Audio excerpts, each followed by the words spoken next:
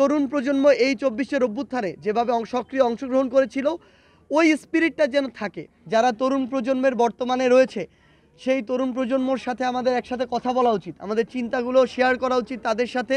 অভ্যুত্থানের পরবর্তী সময়ে নতুন বাংলাদেশ গড়া, সিস্টেমগুলো সংস্কার করার জন্য এই বিষয়গুলোর সামনে আসা জরুরি। আমরা আমাদের জায়গা থেকে আসলে আমরা যারা তরুণ প্রজন্মের প্রতিনিধি হিসেবে কাজ করে যাচ্ছি, আমরা মনে করি যে আমাদের আসলে এই প্রতিনিধি কোনো একটা সেন্ট্রাল জায়গা কিংবা ঢাকায় বসে থেকে আসলে কারো প্রতিনিধিত্ব করা যায় না।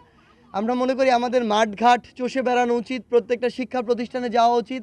যারা তরুণ প্রজন্মের বর্তমানে রয়েছে, সেই তরুণ প্রজন্মর সাথে আমাদের একসাথে কথা বলা উচিত, আমাদের চিন্তাগুলো শেয়ার করা উচিত তাদের সাথে। এবং আমরা আমাদের এই ক্ষুদ্র জীবনের অভিজ্ঞতাগুলো, কোনগুলো করলে কি হয় না হয়, সামনে তারা কি ফেস করবে, আমাদের এই ছোট্ট জীবনের অভিজ্ঞতাগুলো আমরা তাদের সাথে শেয়ার করতে পারি। পাশাপাশি আমরা তাদের কথাগুলো শুনতে পারি। আর আরেকটা জিনিস হচ্ছে, আমরা যখন গ্রামে গ্রামে পাড়ায় পাড়ায় আমরা ছুটে চলি, আমরা আসলে মানুষের কথাগুলো বা সমস্যাগুলো মানুষের মুখ থেকে শুনতে পারি।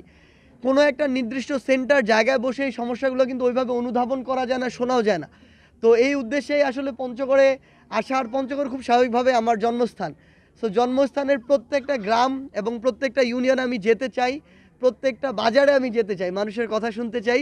এই জন্যই আসলে পঞ্চগড়ে আসা। এবং আরেকটা জিনিস হচ্ছে, তরুণ প্রজন্ম এই ২৪শের অভ্যুত্থানে যেভাবে সক্রিয় অংশগ্রহণ করেছিল, ওই স্পিরিটটা যেন থাকে।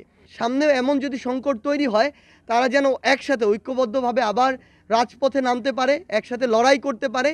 এই স্পিরিটটা যেন তাদের মধ্যে থাকে, এই জন্যই আসা, তাদের সাথে কথা বলা, আমাদের যারা সম্মানিত শিক্ষকবৃন্দ রয়েছেন তাদের সাথে পরিচিত হওয়া। স্কুল কলেজগুলোতে অসংখ্য সমস্যা রয়েছে, অসংখ্য সীমাবদ্ধতা রয়েছে, সেগুলো জানা এবং যদি সম্ভব হয় আমাদের পক্ষ থেকে সহযোগিতা করা, সেগুলো দেশের সামনে তুলে ধরা। আমরা মনে করি এগুলো আমাদের দায়িত্ব। অভ্যুত্থানের পরবর্তী সময়ে নতুন বাংলাদেশ গড়া, সিস্টেমগুলো সংস্কার করার জন্য এই বিষয়গুলোর সামনে আসা জরুরি। সেই জায়গা থেকে আমরা কাজ করে যাচ্ছি এবং আমরা বিশ্বাস করি আমরা বাংলাদেশের প্রত্যেকটি জেলায় উপজেলায় এভাবে যাব এবং আমাদের দায়িত্বের জায়গা থেকে, কর্তব্যের জায়গা থেকে এই কাজগুলো করব।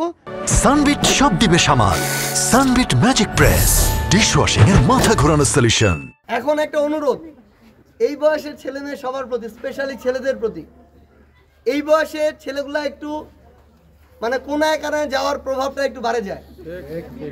সেটা মাদক হোক, সিগারেট হোক, রাস্তাঘাটে অন্য উদ্দেশ্য হোক, এই জিনিসটা বাদ দেওয়া লাগবে।